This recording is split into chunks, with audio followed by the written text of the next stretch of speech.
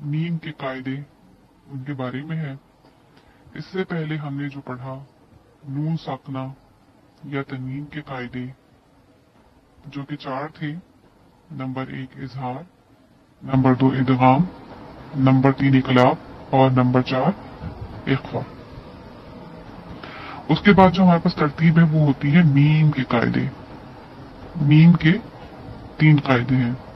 Number 1 इदगाम शफवी, number 2 इख्फा शफवी, number 3 meme का इजहार। Number 1 meme साकिन के बाद अगर मीम मुशद्दद आ जाए तो वहां पर मीम का इदगाम होगा। मसलन लकुम, लकुम मीम साकिन है, उसके बाद मीम मुशद्दद है, यानी कि 2 मीम अलग अलग कलमों में मौजूद हैं। एक कलमे के आखिर में है और दूसरा कलमे के शुरू में। जैसा कि आपको याद होगा कि इदगाम का मतलब है एक हर्फ को दूसरे हर्फ में दाखिल करना। लकुम मिन्हु, लकुम मिन्हु। इसमें एक कायदा और भी हो रहा है। मिन्हु नून साकिन है, उसके बाद हुरूफ हल्की में से हाँ आ रहा है, इसलिए यहाँ पे हम मिन नहीं पढ़ेंगे, मिन्हु। और यहाँ पर लकुम मिन्हु जब हम की आवाज निकालेंगे तो इसका मतलब है कि ये होठों से इदगाम किया जा रहा है, यानी कि होठों में गूंजना होगा, बाकायदा वाइब्रेशन होगी होठों में। लकुम मिन्हु इलैकुम मुरसलून, इलैकुम मुरसलून। मुरसलून में एक कायदा और हो रहा है, वाव मद्दा।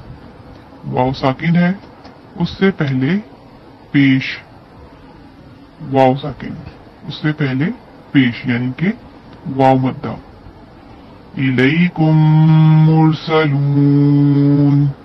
अगर हम मुरसलूना पढ़ेंगे तो इतना नहीं खींचेंगे, मगर हमने मुरसलून पे वक्फ किया, इसलिए यहाँ पर हम 4 हरकत खींच रहे हैं।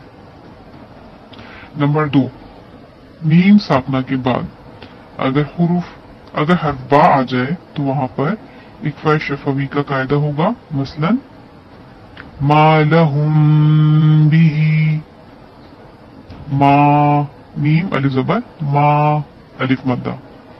मा लहुम बिही मीम साकिन के बाद बा, यानी कि मीम साकना के बाद अगर दूसरे कलमे में बा आ जाए तो वहां पर इक्फा शफवी का कायदा होगा। इसमें यह तरीका होता है कि पूरा होठों को बेच के नहीं पढ़ना, यानी कि पूरा होठों को दबाना नहीं है, हल्का सा इतना खुला रखेंगे कि एक पेपर आपके होठों के दरमियान आ जाए। मा लहुम बिही कफरतुम बिही यअतसिम बिल्लाहि। नंबर 3 मीम साकना के बाद अगर बाकी के 26 हुरूफ आ जाएं तो वहां पर मीम का इजहार होगा। क्योंकि देखिए हमारे पास 28 हुरूफ थे, जिसमें से हमने एक मीम निकाल दिया और एक बा। बाकी के जो 26 हुरूफ बचे वहां पर सारे हुरूफ में इजहार होगा।